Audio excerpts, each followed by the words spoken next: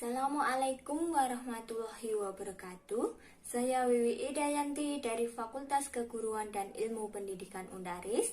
Melalui video ini saya mengajak teman-teman kelas 3 SD untuk belajar bersama dengan saya.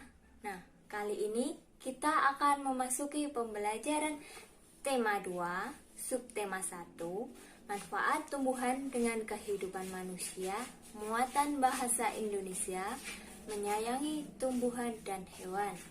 Nah, sebelum itu kita harus mengenal apa itu yang dimaksud dengan dongeng.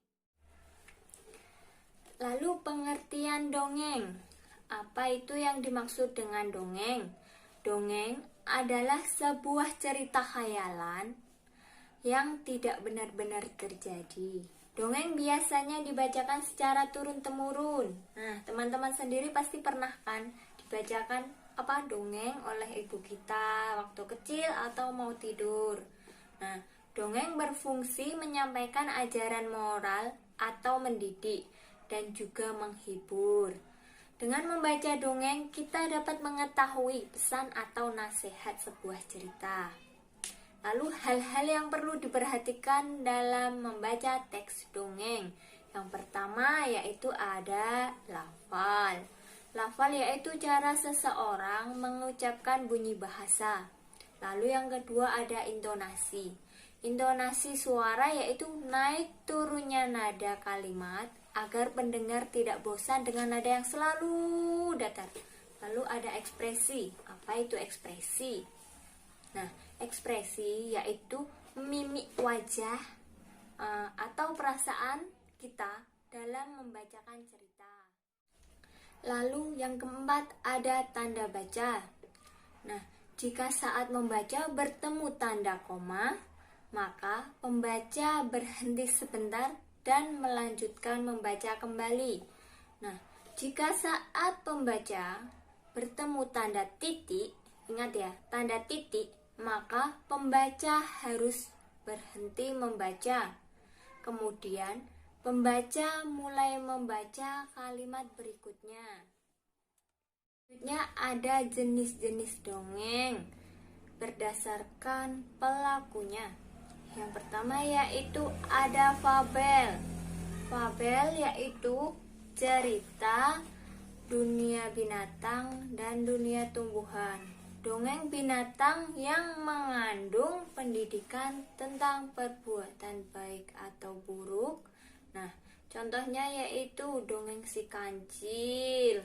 Lalu ada kerbau dan buaya. Lalu ada lagi itu kancil yang mencuri timun itu. Nah, kalian pasti pernah juga kan? Itu juga ada lagunya kan? Nah, lalu yang kedua ada sage. Sage yaitu dongeng yang di dalamnya mengandung unsur sejarah. Contohnya yaitu Jagatingkir, Ramayana, dan Si Buta dari Gua Hantu. Namun tetap sukar dipercaya kebenarannya. Karena apa? Unsur sejarahnya terdesak oleh unsur fantasi. Begitu ya. Lalu ada legenda atau cerita rakyat.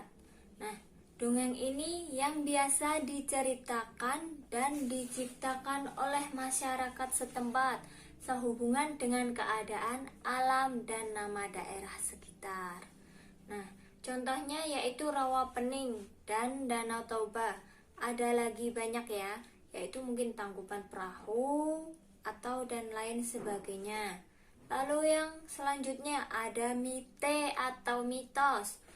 Mite atau mitos yaitu adalah dongeng yang berkaitan dengan kepercayaan masyarakat tentang dewa-dewa ya, lalu dan makhluk halus. Contohnya Nyi Roro Kidul. Teman-teman pasti pernah dengar kan? Apalagi Wewe Gombel itu juga. Nah, ada yang takut enggak di sini? Ada ciri-ciri dongeng. Yang pertama yaitu menggunakan alur yang sederhana. Ceritanya sangat singkat ya, tidak berbelit-belit begitu ya. Lalu ada karakter tokoh yang tidak diuraikan secara rinci. lalu ditulis dengan gaya penceritaan secara lisan. Ada lagi pesan atau amanat yang dituliskan di dalam cerita. Begitu ya, ini adalah ciri-ciri dari dongeng. Demikian pengertian dari dongeng, jenis-jenis dongeng, dan ciri-ciri dongeng. Eits, belum selesai ya teman-teman. Nah, setelah ini saya meminta teman-teman semua untuk simak dongeng setelah ini atau berikutnya. Lalu teman-teman mencoba untuk berlatih mengerjakannya. Terima kasih. Wassalamualaikum warahmatullahi wabarakatuh.